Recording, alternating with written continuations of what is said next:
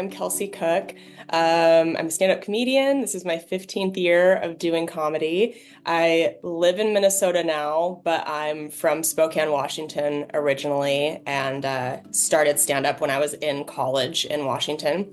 And my special is coming out on February 11th on Hulu and YouTube. It's called Mark Your Territory. I shot it in Madison, Wisconsin last year, and I'm just so excited for it to be out. So I lived in LA for 6 years actually. And that was like right up until the end of 2020. I was living in LA. And even while I was living in LA, I would go to New York oftentimes like once a month. I used to open for Jim Norton on tour many years ago. And so he was based on the East Coast and had a lot of tour dates over there.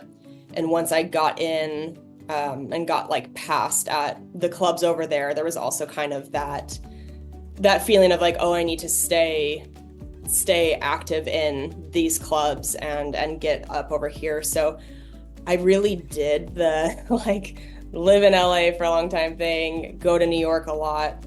And at least for me, there's been no better feeling than getting to own my dream house with my dream partner and tour from a city that is very centrally located, and it makes it so much easier time zone wise, travel wise, just everything. So where I'm at in my career now, where I'm like primarily on tour, this is what makes the most sense for me actually, is to live in a city like Minneapolis and get to afford the life I want as well. It's obviously much less expensive to live here than LA or New York.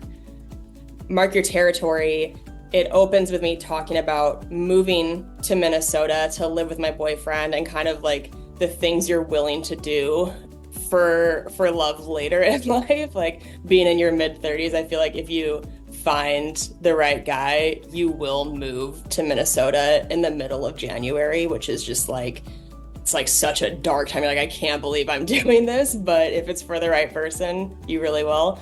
So just like talking about that, he's older than me. So talking about that he's the first person I've ever dated who has kids and like adult children. And that's an interesting dynamic. He has a daughter who's about to be 21.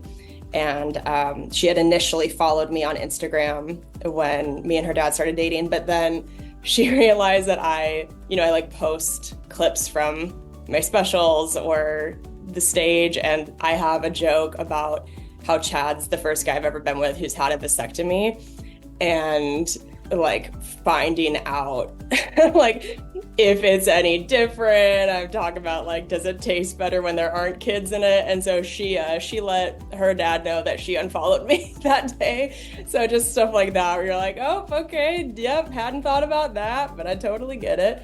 So stuff like that. And I also talk about my mom having dementia and like going through that process with her. And I had never really tried to talk about something that dark on stage before, but I wanted to find a way to try to like connect with other people about it, maybe people who also are going through something similar, but in a way that still is respectful of her and not, her watching those jokes. I would still want her to laugh and be proud of the special.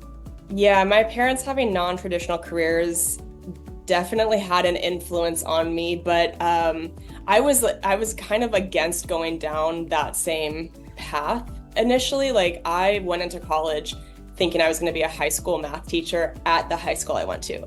I was somebody who was so afraid of risks, of uncertainty. I wanted to do a job where it was like, okay, I know that this is a job that people need. I loved my experience in high school. I loved my hometown. I just want to go right back to there. I wanted like zero change.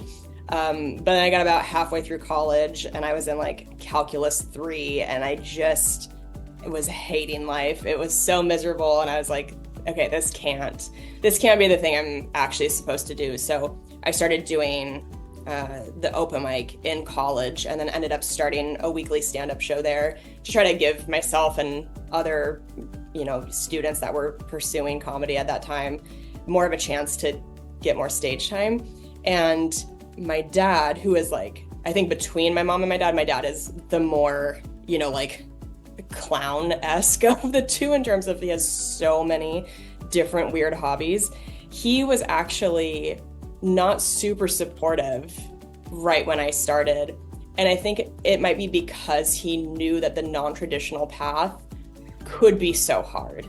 And even though he does what he loves for a living, I think his personal experience was like, oh man, it's just like, it is very uncertain. It's such a grind. Your finances are very up in the air for so long. And I think he just didn't want that for me. And also, like, when I had started in comedy, I was really dirty, and I think any dad that's like, yay, I love it, would be kind of like a weird situation. So it probably means he's a good dad that he wasn't super on board initially. But yeah, I hit a point where things were going well enough, and it just felt like, okay, he trusted that was the right thing to do. And so yeah, kind of an interesting dynamic with my parents, with them being non-traditional, and then now me being non-traditional too. Man, so I was in college when the Dane Cook boom really happened. And so I think that was my first exposure to somebody where you were like, oh, people can do this for a living. So I was listening to Dane Cook, I was listening to like Jim Gaffigan, Mike Birbiglia, Dimitri Martin, Brian Regan. Those were kind of my early favorites. And then, found like Amy Schumer, Rachel Feinstein, and I don't know, also Rory Scovel, so funny. I don't know that I was ever like, I want to be like any of these people necessarily. I thought they were all so funny, and I wanted to try pursuing it, and to see like what I could take from my life experience and be on stage and all of that. So those were kind of like my early favorites. Oh, so different. And it's great in so many ways, and also I think exhausting in a lot of ways. So yeah, the ways that comedy's changed, I feel like, from when I started till now, obviously social media has become way bigger, in particular for stand-ups, and the whole movement of posting crowd work clips, it helped my comedy and my following grow so much, especially in 2020, 2019 and onward. But I think the feeling that a lot of comics go through now is this feeling like it's never done. There's like, the work's never done. Even if you post a clip and it goes viral, you're not like, okay, I'm done for the year. Like, okay, I did it. It actually at that point means, oh shoot, I should post again tomorrow to try to ride the wave of the new followers coming into my channel right now. It's like, you feel, at least for me, like a lot of gratitude that you're not reliant on gatekeepers necessarily anymore. But it does also mean that you have to be doing a lot of work all the time. And I think that can be very overwhelming. I had a particularly bad experience at the Syracuse Funny Bone because it's in a mall, and there was a shooting in the mall right when we were about to start the show. And so everybody had to evacuate. It was just like a really sketchy, scary time there. And I found out afterward that mall is like known for having very frequent shootings. And I was kind of like, cool, why did we arrange for this? Like, why are we here? This is so scary. So that one is one that I was like, I don't think I will be going back to Syracuse Funny Bone. I think people are starting to get more of their political information from podcasts because I think people want to feel like they can trust the interviewer more. And oftentimes podcasters are people who present as just like, hey, like I am one of you, especially if it's like a comedian. It feels very like, oh, this is a person who's just like us. This isn't another politician or maybe a news anchor that we don't necessarily relate to as much. And so I think that's kind of why people have turned more to podcasts, for not just feeling like they trust the host more, but also it's like a very different interview environment. I think the things that are being talked about are a little more laid back, feels like potentially a more authentic interview than on a major news source.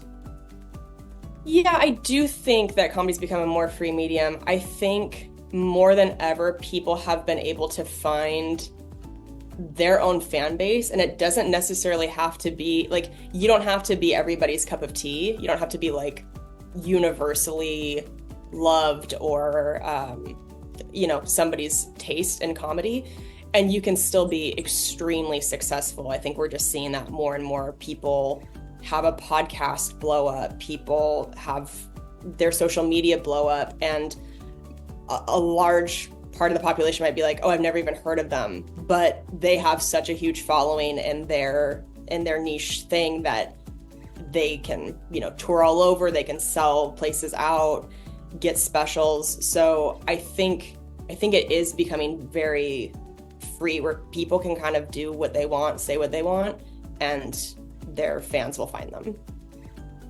I think the thing that's probably helped comedy explode the most was probably the pandemic. Everybody was inside on their phones, watching TV, watching their phone, and that became a time for comics to make as much content as you could because there was such a demand for it. So I think you saw people finding their new favorite comics over the pandemic, and then once things opened back up and people could start touring again, people were like, oh, great, this person's coming to my city. I've been cooped up inside for however long.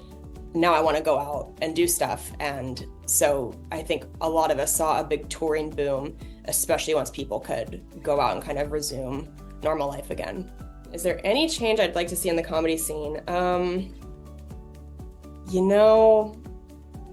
I used to say like, oh, I wish that women were getting recognized more, and I still think there's so much room for that, more inclusion, all of that, more diversity. But I was very proud, I think, as a female comic to see, like, especially at the Golden Globes this year, Nikki Glaser hosting it and Ali Wong winning Best Comedy Special. I just felt like, wow, what a cool time for especially like a young female comic who's just starting out to feel encouraged that this is a path they can pursue and that it's not just only like a male-dominated industry. So I think I would just like to see more continued inclusion for women and minorities.